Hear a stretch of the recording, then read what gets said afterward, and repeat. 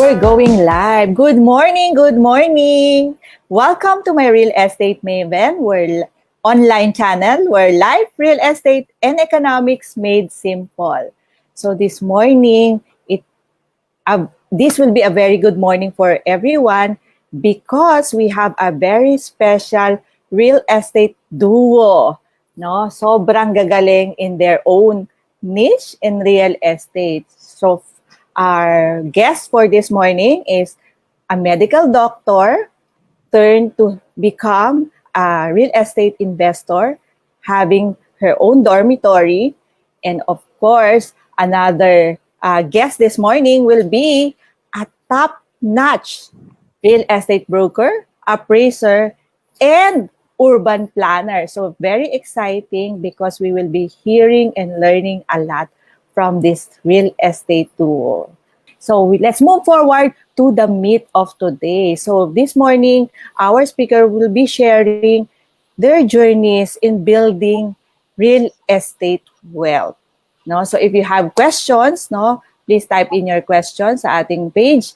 And before that pala, by the end of this show, no, napaka-special nyo because we will be giving my book, my booklet away, no?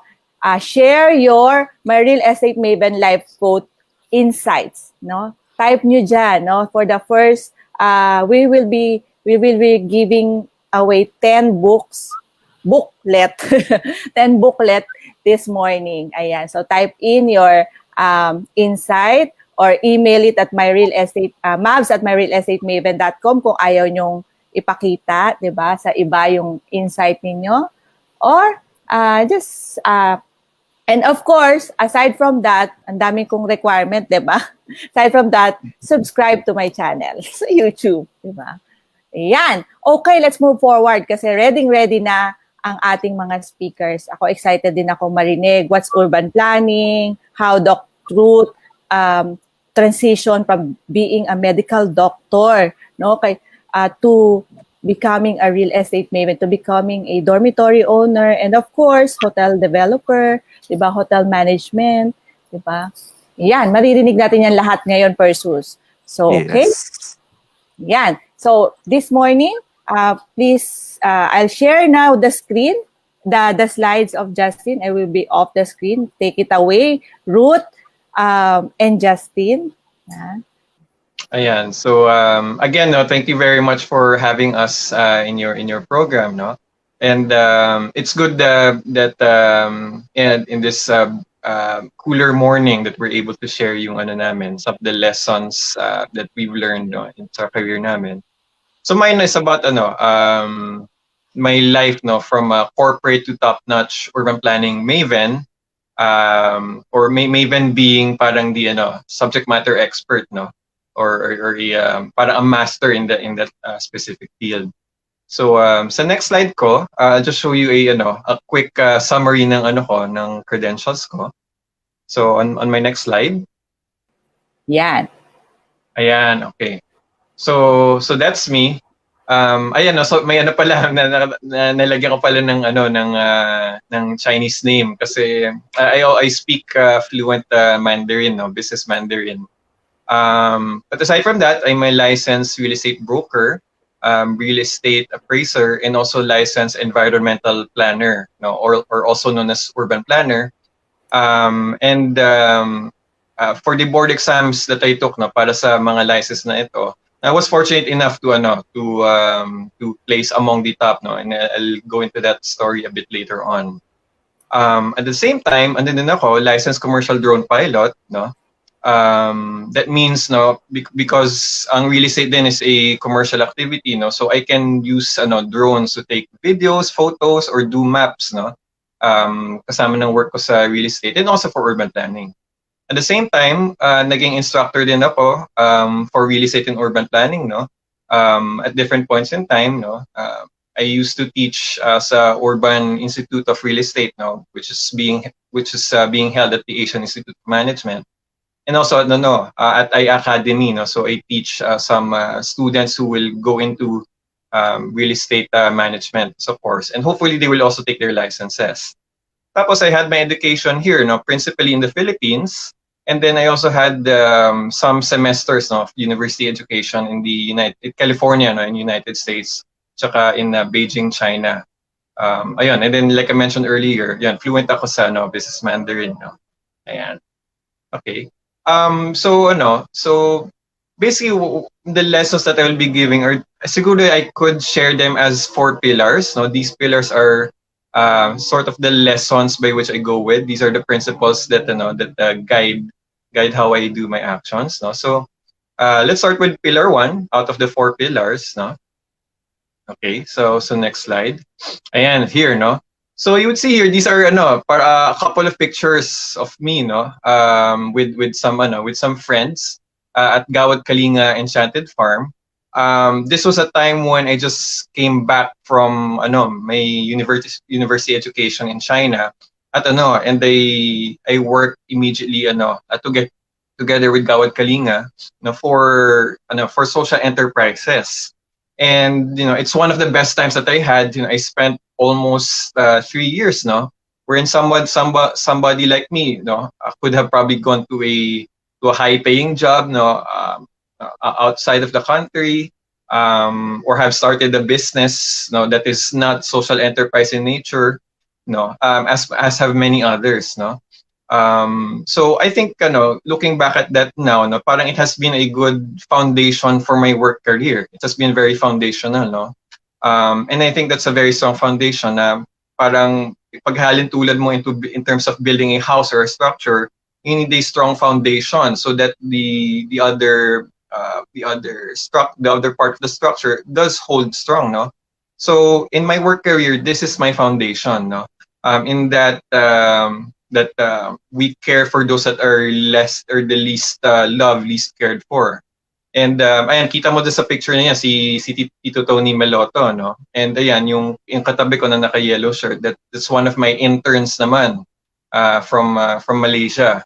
And then on the left picture, ayan, kasama ko the other social entrepreneurs also who had the same impetus to help the poor. And I think that's really that time that we had was really very influential for how we did things in the coming years within our work career. Again, that's very foundational. So my the pillar of the next principle that comes out of that is this one. And by the way, this enchanted farm is in Bulacan. At the time, kita mo sa picture na yun, payat na payat ako, But what we really built out of that, not just myself, of course, but together with the combined efforts of many others, is to create bounty from the countryside. So when you go there right now, it becomes a model of what things could be if you build agriculture in the Philippines. So my lesson out of that is you make your efforts purposeful.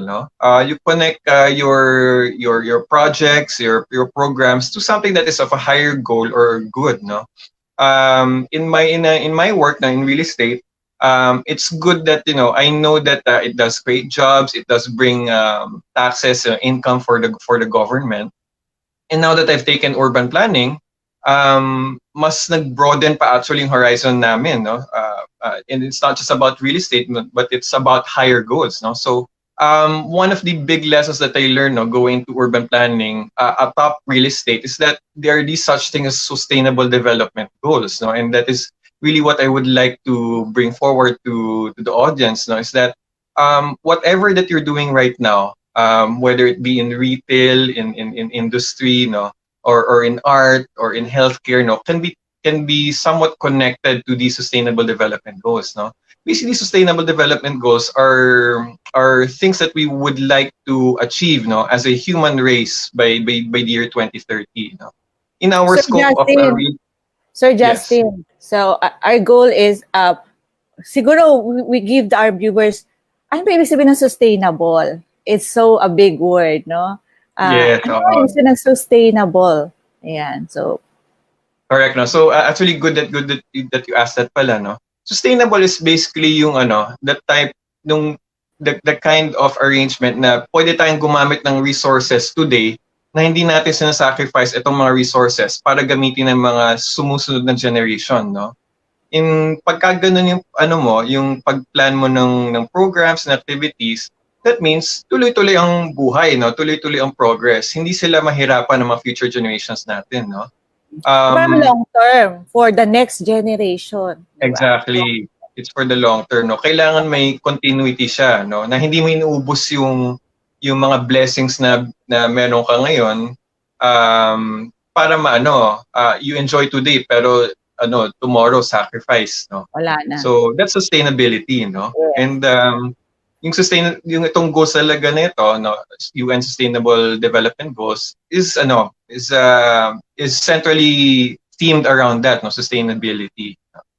And us, no, for our space in particular in our real estate, of these 17 Sustainable Development Goals, ang pinaka-akma sa atin actually is number 11, no, about building sustainable cities and communities, no. So I think our job, for example, as brokers, no, as planners, whenever we talk to clients, no, it should be in the space of giving them recommendations for projects that are indeed sustainable, that indeed build communities that have respect for the environment, no, for the minority communities, no. In some way, real estate can also be attached to number 9, no, which is infrastructure.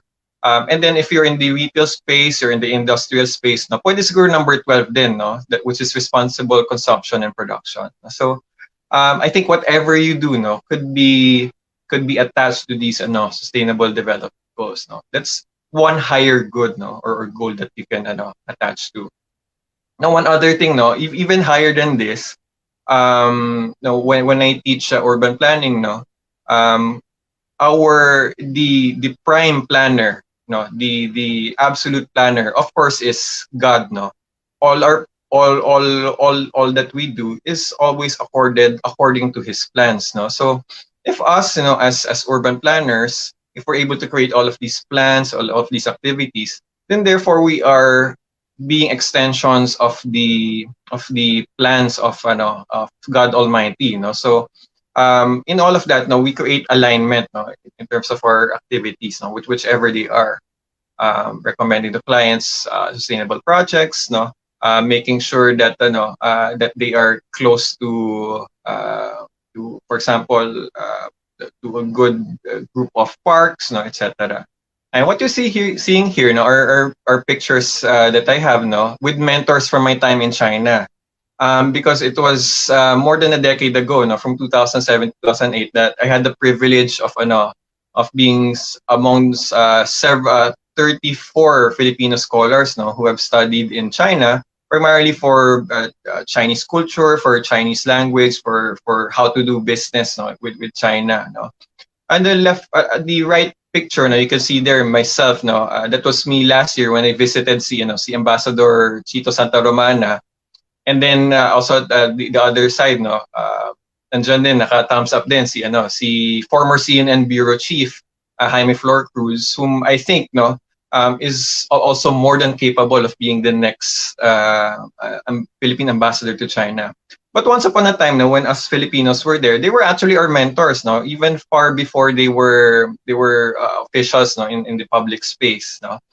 And they're really very good mentors. And one of the things that I've learned from them, in terms of clinging our activities to a higher purpose, to a higher good, is that although for example, I go back to China often because of the fact that I can speak the language, and because a lot of the investors for real estate are also coming from China, is that it's good to open a conversation with China, because that creates a mutual opportunity for understanding, no? A mutual opportunity for a conversation. Because I think what is dangerous is if you do not come from the point of view of having an understanding of each other's side. In this particular atmosphere now, no, that there is a lot of hate and disgust of things that are coming from China, no, particularly mainland China, that would create a dangerous environment.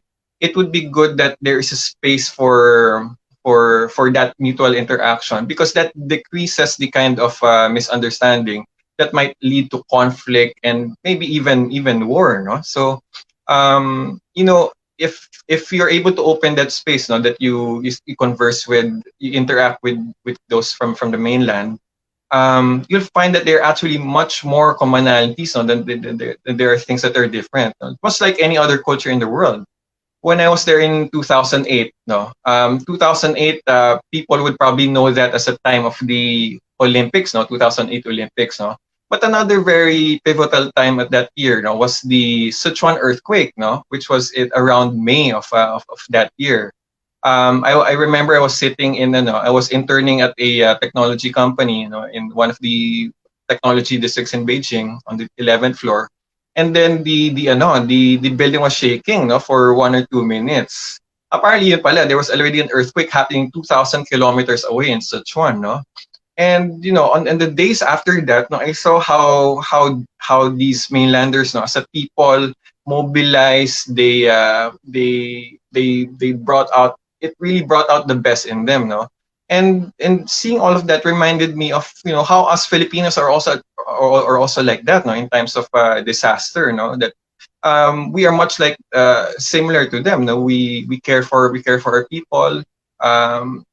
Me myself, I've already broken bread with them, no. I've lived with them. They really have that same care. They go through similar struggles, no. So again, if you open that conversation, there are really many more commonalities, no, than there are things that are different, no. So How many years ka sa China, Justy, when you were I, studying? I stayed 1 year in China, no. So that was from 2007 to Wow. 2008, and then many times after, I kept traveling back, no, because well, for leisure, but primarily for work talaga, no, especially for real estate. Mm-mm. So you were being hired as a consultant in China, real estate developers, tama ba? Yes, a couple of developers did get myself, no, as with other individuals also, to help in their efforts, no, to create inroads towards the Chinese market. They've used my network. They've used the fact that I can bridge the language barrier. Um, and also, well, my trips back to China is not just exclusively for developers, no. Also, a good part of it is to further also my portfolio of clients. Yan. But still, no, even the activities had that particular goal in mind, or real estate, it was still, I think, connected to a higher purpose of continuing that conversation, continuing that mutual appreciation with mainland China. No? But of course, no, as a Filipino, I speak that there are certain things that are really unshakable, no, about being a Filipino. But I think the conversation should be open, at the very least. Pillar number 2. So the second principle I go by, so here, you see here some pictures of me taking oath taking, So on the left hand side, ayan, broker. I think kilala niyo naman yan, no, si katabi ko, Hindi si nila Dr. kilala yan lahat. So you have to Ayan, si Eduardo Ong. Ayan. May medal ako kasi yun nga, I was a top notcher there. For the Tama ba? Top taking. 1? Ang galing. I was top 3 ako nung sa brokers, no, Sa brokers. broker and then sa appraiser. Appraiser, ayan, I was top 6, no. Ayan, Top kasama ko 6. ulit si Doc Ong, tapos my father, no, standing also Galing. beside me. And And then then yung ayun, urban the right planner. picture, ayan, for urban planning na. And that time, since top 1 na ako, I had the privilege, Wow, no, top 1. that I gave a light, entertaining speech, no, to everyone, no. Alam mo, medyo magka-level tayo. Nasa top din ako pa top 1. Ang Top galing, 1 ang Maven. galing. Mm-mm. Ang galing, ang galing. So, Thank you, thank you. all those 3 exam, you really, ace it, no? Top notcher. I ate it, no, pero here's the lesson that I draw from that, no. Sa real estate brokerage and appraisal, no. When I took the exam, I had almost zero experience actually taking and zero experience in real estate, no. Ang only experience ko sa real estate is Farmville or SimCity, no, yung mga video games lang, no. So even for urban planning, no, yung mga kasama ko have taken 2 years worth of masterals or even doctorals, no, but somehow I managed to do well in that exam. And I think what on that journey of how I did it is because we in our teams, no, in our study groups, we taught each other, no. So whatever our expertise, our knowledge that we already had, no, we shared it to each other very freely, no. Which brings us to that, to that lesson, no. So which is on the next slide, is to learn by teaching, no. Of course, the normal way of learning is that you learn by watching, you know, you learn by observing. You learn also by trying things out, no. But one other avenue that I found out of is on how to learn is to also learn by teaching, no, because teaching not only builds on what you already know, but what you also must still know, because if you are given suddenly that responsibility to teach now other individuals, you must assure that what you're teaching is something that is valid, something that is complete, no? So, which, for example, brings me to my next slide.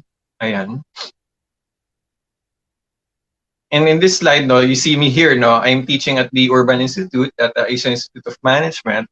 And, you know, I've been asked to teach several topics, but not all of those topics I'm a total expert in, no? So, for example, one time I was tasked to teach, how to do appraisal, no, real estate appraisal that is effective, practically speaking. Now, by the time when I did this, I just graduated. I just graduated with my appraisal license, and I didn't really have any solid appraisal experience, no. So what I did is that I talked with seasoned and then already seasoned appraisers, no. So I interviewed them. What is it that they do well? No, what is it that they what are some of the techniques that they've engaged in? What are the things to avoid? And collecting all of that, no. And once I've collected all of that, you know, that helped me assure that what I teach to my colleagues is something that is more complete, something that is already validated down in the field, no. So in doing that, in effect, it's as if I'm not teaching, no, but rather I'm sharing already good information that I got somewhere else, and then it's just a matter of really sharing it and making it express in a way that they can understand, no. So it's not only my students at the time that learn, no, but myself also learn, no? Here naman on the next slide, another example.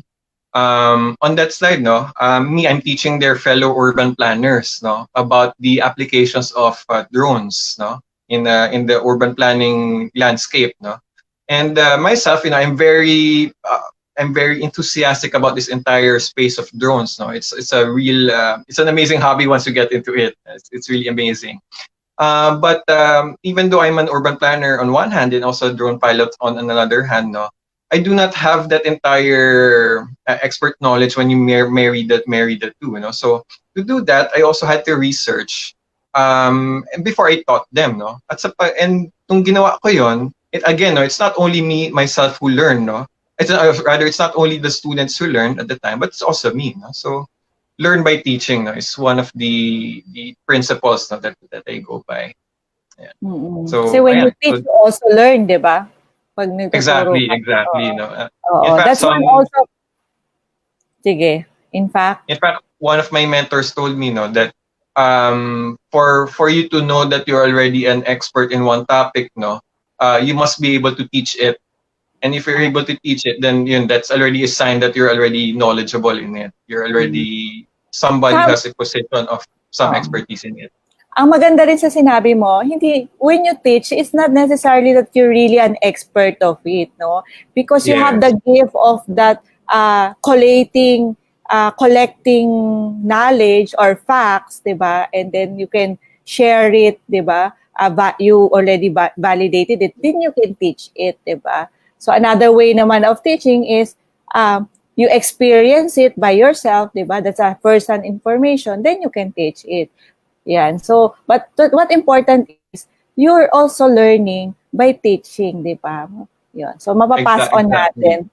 Napakaganda nga ng panahon na ito, no, that everybody's at home, and I have some friends who have attended 60, 70, webinars na iba-iba, but that goes to show that there are really a lot of people who are sharing their information, no? So a lot of mutual education is happening within this time, no. So I think this principle is very much speaks to the times, no.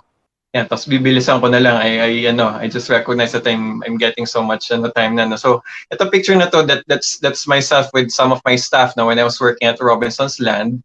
Ayan, no. And I'm happy that they found my skills to be useful. So in that time, I was I think I was only the only employee, at a residential division that can speak and interpret Chinese Mandarin, And then I was being useful for our department, to help in the accounts management of our Chinese clients at the time. But I was also here working in particularly for bank financing, and me coming from the investment side of things. It was something that I was comfortable enough to do and be useful for my department. So one of the third pillar basically is that I learned from that experience is be useful, no. And when you empower others, you also yourself become empowered, no. Because when you're useful, no, you become valuable to whichever person or group that you're helping. Ayan. And one of the examples again, no, on that pillar is on the next slide. You see me here. That's on also another oath taking, no, for environmental planners, for urban planners. Me, I'm pictured there at the lower left hand corner. Ayan. Basically, it's me attending that oath taking. Di ba previously in some of the pictures, I was attending my own oath taking. Here naman, I'm already attending the oath taking of my urban planning students, no? And what I'm this is something that is really a fulfilling point in my time, no? Because I see that I've helped a lot of people get that particular mindset of sustainability. And I would say probably 60% of my students are in real estate, no? Na dati ang palaisipin lang is about development, construction, no?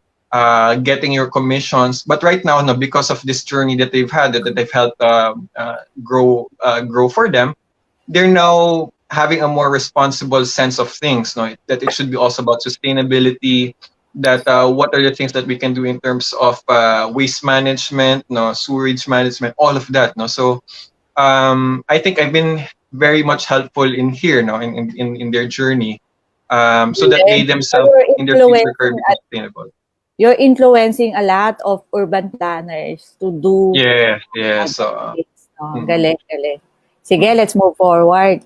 Yes, sorry, I'm Okay lang. taking up time. Oh. Ayan, so pillar 4 naman, ayan. So next slide, no. Ito naman, that's me with my team before, no. This was after my time at Gawad Kalinga when I went into corporate. This my team with investment research and analytics group, no. And ano kami, we're really a bunch of analysts, and kami a lot in the numbers, no. Kaya ang investment publications namin can sway millions worth of investments, no. So the pillar that comes out of that, ayan, sa next slide na, and which I guide my clients by, is invest by the data, no?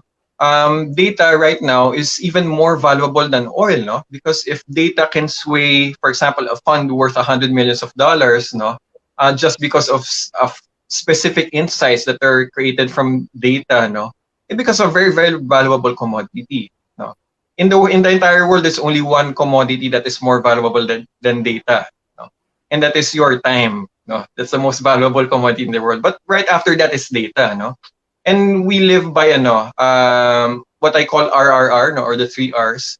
The normal adage or the normal quote that we know sa investment, no, is the higher the risk, the higher the potential reward, no? But what we really would link risk to reward is the amount of research, no, to help you guarantee that reward, no? So dapat ang thinking is, if the higher the risk, dapat the higher your amount of research also, so that you can achieve a higher reward, no? That link should be created in there, especially for advising our clients, no, who will be spending the largest single transaction in their life, no? Home buying, for example.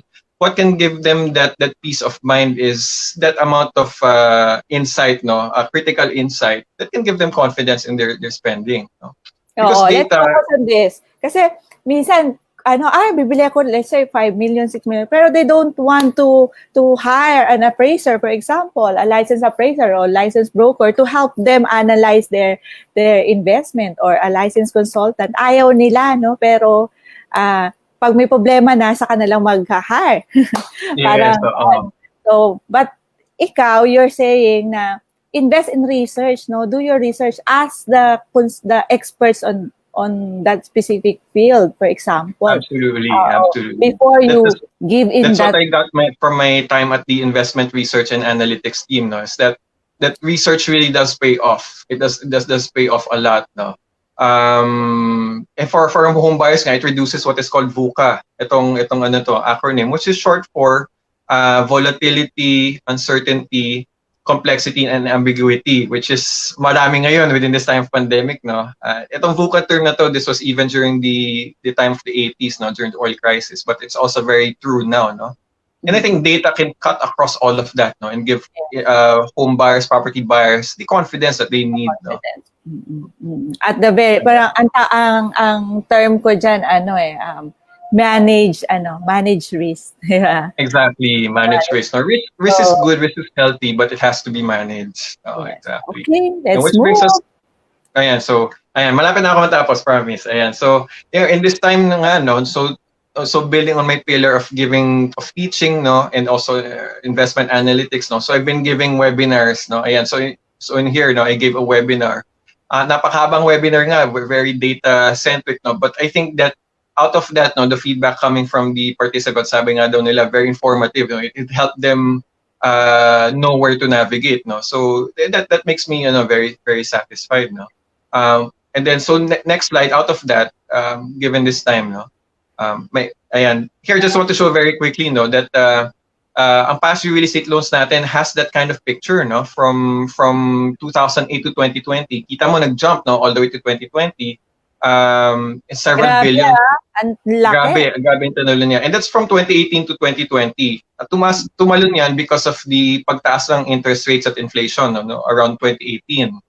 But looking at guidance now from the Bangko Sentral ng Pilipinas, no, this amount of past real estate loans might even double or triple, no, within this year, no. So napakalaki nun. So what I'm doing now, and also together with Ruth at the same time, is that we're helping property sellers, give them a fighting chance, no, so that they can sell effectively within this time. But using data, no, to give them that edge, no. In the so market. we're saying in this that there will be really lot of past dues real estate loans in the coming months, no? So yes, very much so, no. And diba? for a lot of them, they don't know what are the next steps to do, no. Now I'm stuck with this property, I have loan obligations. What do I do next, no? And I think us as brokers, Mavens, no, are able to advise them properly. Yes. Mm-hmm. That's what I'm doing right now. We're doing here in the channel. We're giving them ano yung pwede nilang i-prepare, no, in the next coming sessions, no. We'll be sharing with them yun, how to prevent foreclosure bago pa mangyari yan. Ano yung pwede mong magawa, diba? At least may kitain ka bago man pa or may makuha ka pa, ganyan. So exactly. Parang naging advocacy na nga ito, diba? Within this time, no? Give them a fighting chance. I like it. Give them a fighting chance. So let's fight. Okay, let's move. Okay, so like many others, I'm also a Maven, no. So do contact me if you want me to be useful also for you. So, thank you. So that's the email address, no, saiconweb@yahoo.com. All right. Thanks, Justin. That was so powerful. So we still have Doc Ruth, no? Let's have her right now para we can move forward to our sharing kasi ang dami-dami pa nating kailangan matutunan. So I'll off you muna. Justin, I'm sure people would like to know, from corporate, what was the transition time? Parang what made you decide to move to become a real estate professional or urban Maven, no? Urban planner. My entire goal in mind talaga was to do things, as an entrepreneur, no. But being in corporate gave me that opportunity to learn some of the skills that have been useful, no, particularly skills from the investment and finance world, and also from the real estate development world, no. So by the time that I already resigned from be doing work at the developer, nakaikot na ako well enough so that I already know more or less how a major developer thinks, how a major developer does things. So equipped ka na when you resign, no? So yun yung importante. You don't necessarily resign immediately, but you were equipped, ready to go on. That's correct. Ayan. That's correct. Yes, good morning. And I'm here to share some life lessons I learned during my journey in my shift from doctor to dorm investor. Thank you again, Mabs, kasi the beauty about this sharing that we are giving is these are life lessons talaga that we learn that maybe people who are watching can also learn from. Diba? So in summary, I'll finish my talk in 1 minute. Set your goal to have passive income or know your big why, what direction you want to go to. And next is to look for mentors. And then next is build your team. And this one is our biggest lesson for me. My biggest lesson in real estate right now is better buy in cash and be conservative. So if there's one thing you could remember from my talk, sana you remember this line. And lastly, of course, very important is to count your blessings and pray. So, I'm a licensed doctor and also a licensed real estate broker. First, know your pain. What is your pain point right now? So, for me, back then, during my clerkship and internship, I didn't have time and I didn't have money. And I wanted to have the freedom to do anything I want to anytime. So that was the goal. My big why was I want to have more time with my family. And of course, I want to have time to go on dates. Kasi pag nasa medicine ka, wala. Super, no time to do those things. So know your big why so that you will be able to reach your goal. Yan. Set your goal. Set your goal to have passive income. That's the lesson number 1. This is a picture that this one looks like our old house before, and then I turned it into a dormitory. I managed it to become a dormitory. So this is an idea for our dear viewers. So you can lease and sublease. During that time, I look for properties which I feel I could manage. If I renovate it with the help of my sister, and then I manage it and turn it into a dormitory. So during this time of pandemic, you could do that, diba? If you have properties, if you own properties near commercial areas, or near offices, you could turn that into a dormitory or maybe rental apartments. Okay. Also, again, the idea is to lease and sublease. Halimbawa, this building of your relatives or neighbors, and they're not doing anything about it, or they're not operating it into a rental apartment. You can offer to lease it and sublease it. Okay? Opportunity yun. Minimal capital needed. Konting pintura lang, then you can earn already. Before we move forward, so yung old house nyo before, you turned it to dormitory. Yan yun ginawa. Yes. And this one is a different property. This one is a different property. We don't own that property. And then, yun, I leased that. Bahay actually yan. Ilang beds yan? Ilang beds yan? Ilang room? 5 bedroom, tapos mga 20. 5 bedrooms, and then 35 beds. So yung 5 bedroom, pwede maging 35 beds. 25. Diba? 25 beds. Okay. That's good to know. But because that was pre-pandemic, ngayon, syempre, I think what you could do is lease and sublease into rental apartments. Kasi mas safe na yon na as apartment. Parang per room na, hindi na bed space. Yes. So then when we had enough money, we got a loan from the bank, and then we put up that building, that dormitory near UST. So this is Athena Dorms. Yes. So yan yung interiors. So ilang students mo? Students in the first building, 112 Wow, students. 100 students. 112, yes. Lesson number 2 is to Ayan. look for mentors. Siyempre, yan, nagkakilala tayo sa Truly Rich Club with Brother Bo Sanchez in the Platinum Circle, and we met these mentors. So when you are with mentors, you don't just stop with what you have that time. So you continuously look for ways to expand and grow. So yun. This time, I was able to lease and sublease buildings na. So ito yung idea that I want to share with you.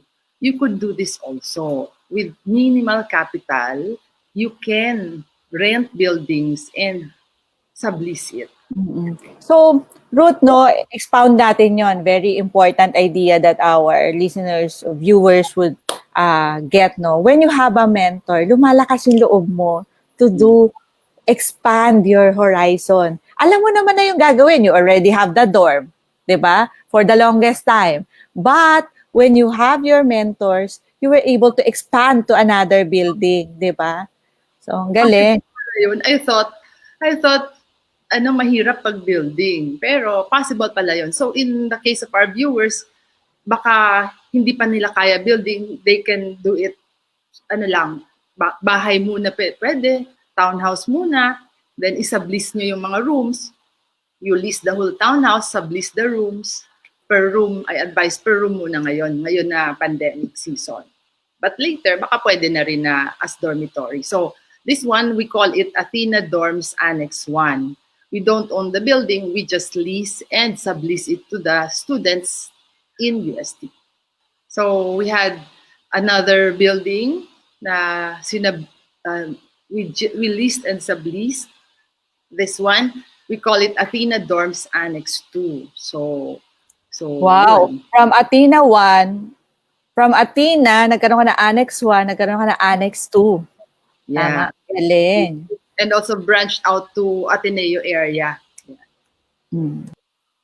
So they could do that slowly but surely with minimal capital.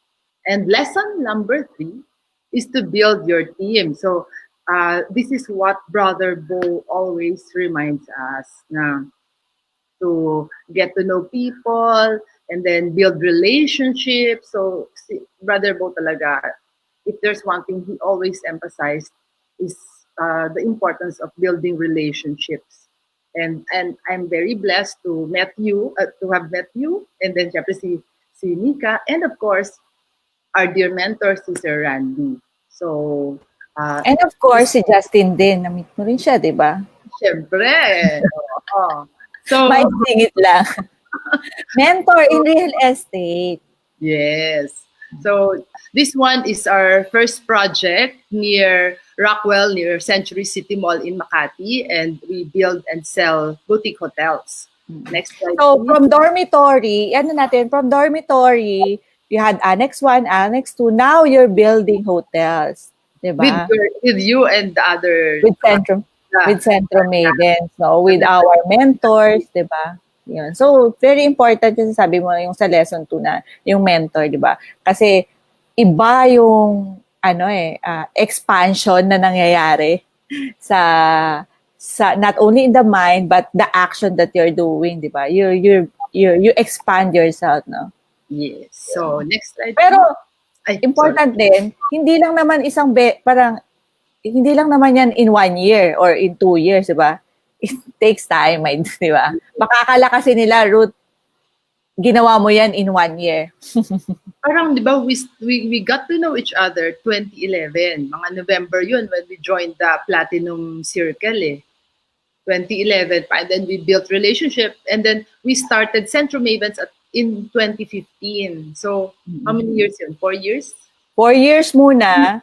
And then, after 4 years of knowing each other, that we are in this real estate, di ba? So, ayan, Sir Randy handpicked us to be together, no? At least, pero it takes time. No? And for our dear viewers, they can start building that. With the beauty of technology, you can start building relationship online. You talk to each other, you collaborate. Yeah. So, lobby of the first building. Next slide, please. Yan yung room. Yan yung roof deck. Yan. So, that's the first building. Next So slide. this is how many rooms, Ruth? This is 54. 54 ba? Units.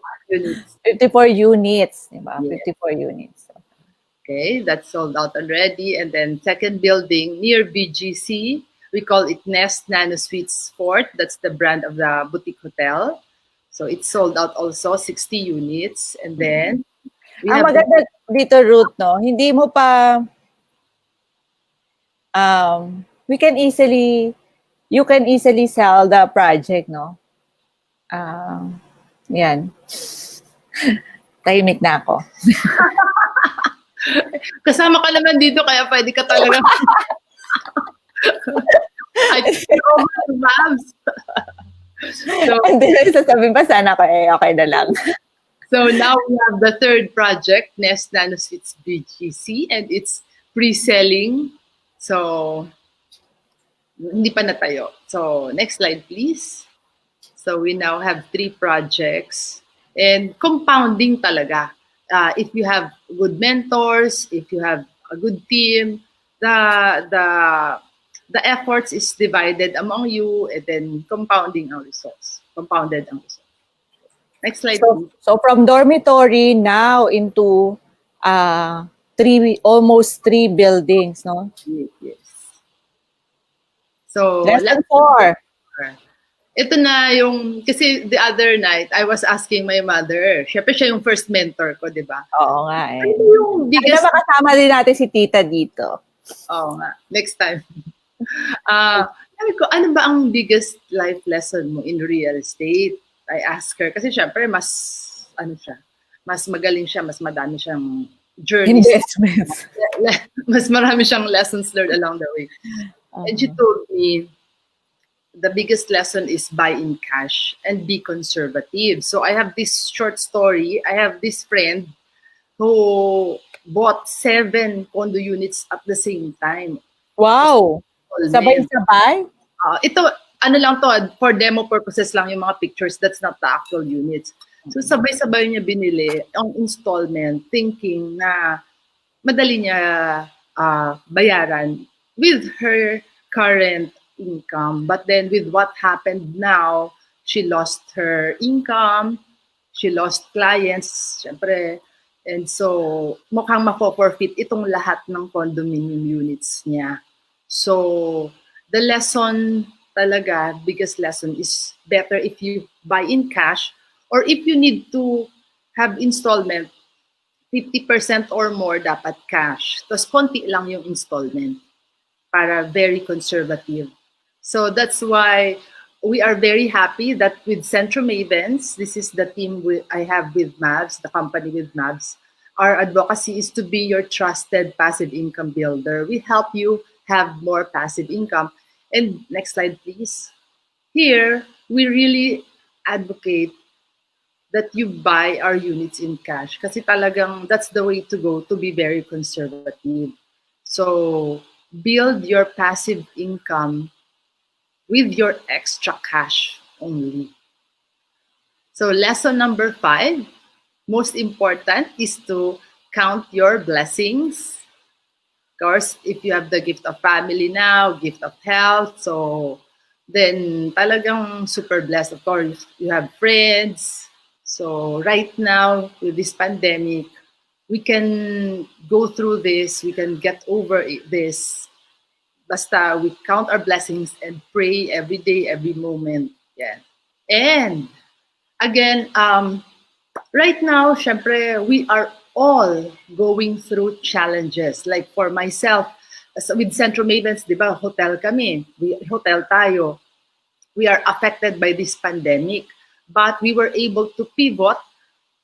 We now have guests, and the seafarers right now are staying in our boutique hotels. And then later on, we are looking for BPO companies to stay in our hotel, and we will pivot it to become service residences or serviced apartments. But there are a lot of ways to pivot, diba? As long as you have great mentors and a great team. So with the dorm din within UST, I'm experiencing challenges also. So I am in the same boat as everyone else in this pandemic. So the keyword is really to pivot, to look for ways to find tenants. Siguro right now, hindi na muna as dorm, rent as room for rent na muna. So I'm with Athena Dorms, I'm looking for maybe mga people who are working in that area who will lease the room as room for rent. So ganun din with our viewers. I hope they will be able to think of something pivot, in short. Ulitin natin yung Ruth, no? Very important, especially to our viewers, that during this pandemic, very important that we pivot. And for us, hotel, sabi mo nga, we're really open to different ideas on how we'll be able to maximize the hotel. But right now, we are looking into BPOs, di ba? Sabi mo, di ba? And then for dormitory mo naman, you're looking for long-term din, di ba? Long-term. So, ito yung mga ideas na pwede nyo rin gawin in your own properties, di ba? What ang nakakatuwa with us, with you, Ruth, and with what we are doing right now with Centro Maven, is we're really combining our minds, diba, to how to pivot these challenges with the properties that we have, no? Hindi naman tayo naggagaling-galingan lang, but we're really studying. Sabi nga ni Justin is we really have to do our research heavily to get out of this pandemic victoriously together with our investors and with the properties that we have. Very important. Ayan. So yun. Next. And this is a very good quote from Jack Ma, one of our mentors, everybody's mentors. Diba? A friend natin. Yes, best friend. This year, we must first survive and only later expand and develop. If you can survive, then you would have already earned and profited. So, again, let's value our health first during this time of pandemic, and then later, kaya yan, bawi na lang later. Okay? It's not just how much money you make, it's who you become and what others have become because of you. Thank you. Ang ganda naman nun. I like the last slides. Balik ka doon. Sige. Yan. And what others have become because of you. So, tawagin natin yung others na yan. Ayan. Thank you so much, Justin. So, ang dami nating natutunan. Meron ba tayong mga question, Persus? Meron ka bang mga questions dyan? So far, sa viewers natin, wala pa naman mga questions. Oo. I think they can just email para sagot natin sa next. Ayan. So again, no? So email your insights, email your questions to mabs@myrealestatemavn.com, and we will be choosing the one who will be getting my free ebook. Ayan. And also subscribe to my channel, My Real Estate Maven, where life, real estate, and economics made simple. Ayan. So ang dami nating natutunan this morning. Sobrang jam-pack. Sobrang dami ko. I feel so blessed. Thank you, Justin. Thank you, Ruth. So, saan kayo nagkakilala, Dr. Ruth and Justin? Si Justin na mag... Ako? Biglang pinasa. Well, back din ng 2016, no? Parang it was the last year where... medyo matagal na. Yun yung last year na pwede magkaroon ng broker's exam for non-graduates of BS Real Estate Management. So at the time, si Ruth was studying for the exam, and then ako I was helping them at the time to prepare for the exam. Ayun. So doon kami nagkakilala, pero only very very light lang ang pagkakilala namin, friendship namin before. And then roll back around 1 or 2 years no ago, nagano kami so with our mentor, one of our mentors again, no, si Engineer Enrico Cruz. And naging classmates kami sa construction project management. Ayun. Tapos after nun tuloy-tuloy na.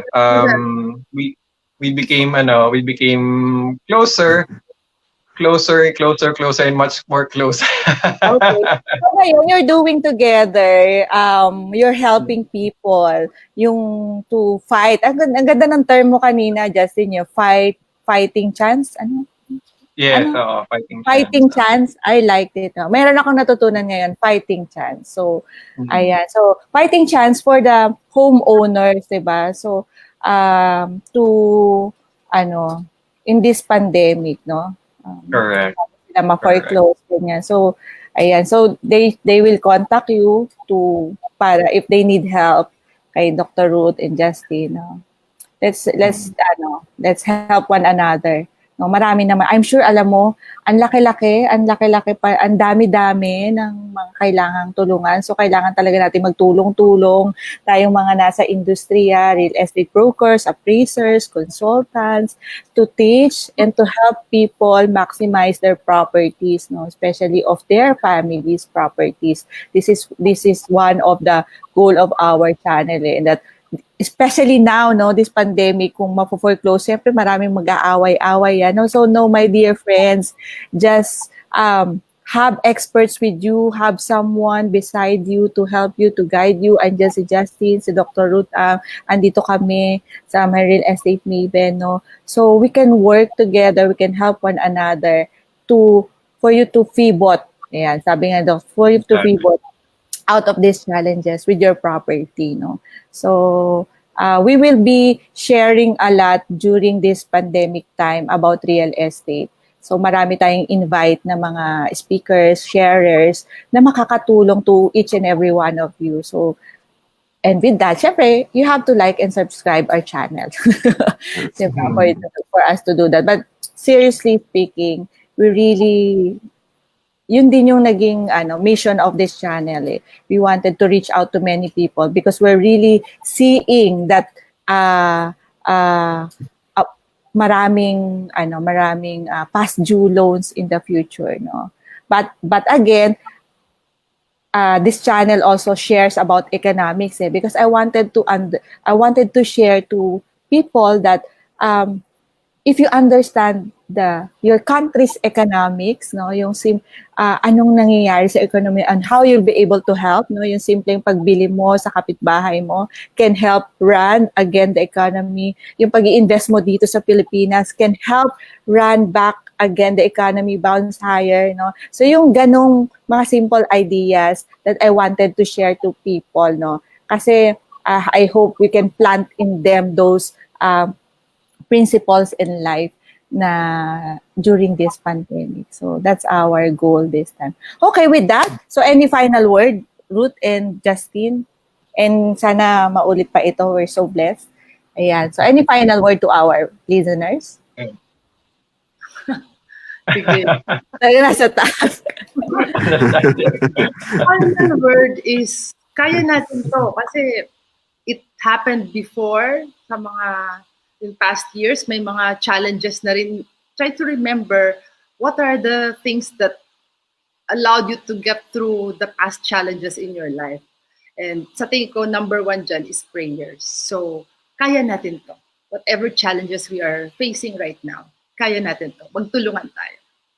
Yes, napakaganda yung nasabi ni Ruth, no, is kaya natin to, and prayer does work, no, at this time. And again, speaking from the point of view of urban planning, no, the one who has really put us within this situation, the ultimate planner is God Almighty, and I think one way we can connect with Him is through going about our plans. But again, also as what Ruth had said, prayer to keep to give strength to our frontliners, to us also as backliners, no, na ano lang, sabit lang, kaya natin to, no? So yun, so that's my message, no, keep the hope up. Okay, so sinabi nyo nga, prayers. Versus, do you have any more final questions? Yung sinabi ni Dr. Ruth na na invest in cash and be conservative. Pero kasi kami dito neighbor sa Sun Valley. Bumibili siya ng property ng lot dito kasi dito sa Sun Valley 500 hectares yung yung available yung land area niya. And bumibili siya dito by cash. Tapos nung nalaman namin kung magkano niya nabibili yung lote, napaka way below the market price, and it open opportunities din kasi since bumibili siya in cash sa bagsakan, tapos marami siyang binibili, naging matunog siya sa developer.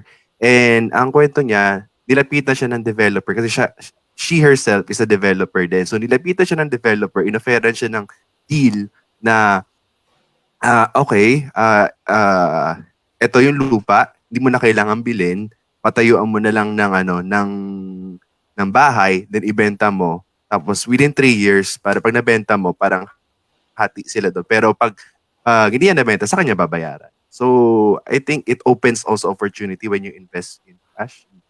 Galing, galing. Ay, may nagko-comment dito, Ruth.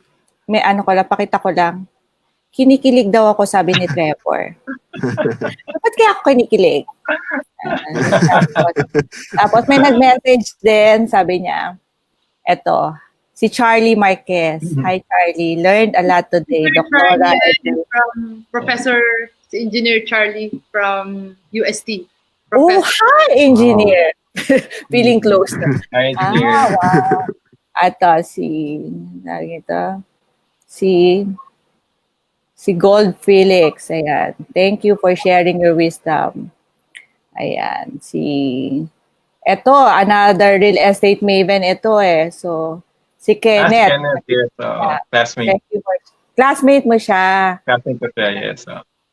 Mga matatalino talaga magka-classmate. Sabi ko, Ruth, magkaka-level kami. Top notch din ako eh. Patapon. Nasa top din ako, patapon. Uy, top notch ka talaga, no? Ay, nako. Hayaan mo na nga yan. Ito, sabi ni Trevor, ito ang ating laging viewer to. Thank you, Dr. Ruth and Sir Justin. Bakit kay, Justin, my sir? Kay Dr. Ruth, Dr. Ayan. So, pakita pa natin yung ibang mga nag-message. Ayan. So, ayan. Si Gold Felix pakita natin yung kanya, Royal Gold Realty Service, Cebu. All the way from Cebu. All the way from Cebu, diba? Hello. And I'm sure marami sila natutunan. So, ayan. Hello. So, comment and share. Ayan. So far yun. Ayan. So, again, thank you for watching. And we'll close na. And did we close in prayer na? Not yet, no? Not yet. Not yet na. So, sige. Versus will lead us in prayer. Okay, let us remember that we are in the most holy presence of God, in the name of the Father, the Son, the Holy Spirit. Lord God, thank you for a very informative session. Thank you for blessing us with the presence of Mavs, Dr. Ruth, and Sir Justin. And thank you for their insights and experiences. Please bless them, the viewers, in their endeavors. And thank you for always keeping us safe. We do this for you, Lord, and thank you for everything. In the name of the Father, the Son, the Holy Spirit. Thank you again. Thank you, Justin and Ruth. Thank you also. Blessed. Ang ganda. And I love the sharing. I love the insight. Sobrang galing. I'm sure. Ako, sa totoo lang, I do this. I think I'm doing this for myself kasi ang dami ko natututunan. I'm doing, so parang, I feel so blessed every time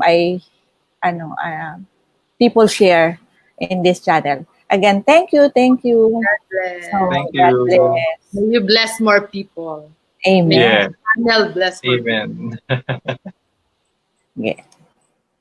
Yan. So, Persus, so before we end, we totally end the broadcast, no? So, let's have meron ka pa bang ibang tagline? Yes, of course, our tagline. Again, subscribe to my YouTube channel. We're still starting, yan, right? At My Real Estate Maven, where life Real Estate and Economics Made Simple. We're trying our best to share with you the simple words in simple terms, diba, about life, real estate, and economics. And I think I hope you are all learning a lot, diba? Yes, So and every episode, yung mga insights na binibigay, grabe, ang lala, grabe, ang ang useful, powerful, ang ang powerful, ang useful powerful. niya. So that we can live simple. Simple, yet useful. Yes. Thanks, Persus, for being with me right now. And so, okay, let's close. Again, subscribe to my channel, my Real Estate Maven online channel. We're Life, Real Estate, and Economics because we believe that together As a as a family, family, we make we things can make things happen. happen. God bless you all. Thanks, Persus. Thank you, everyone.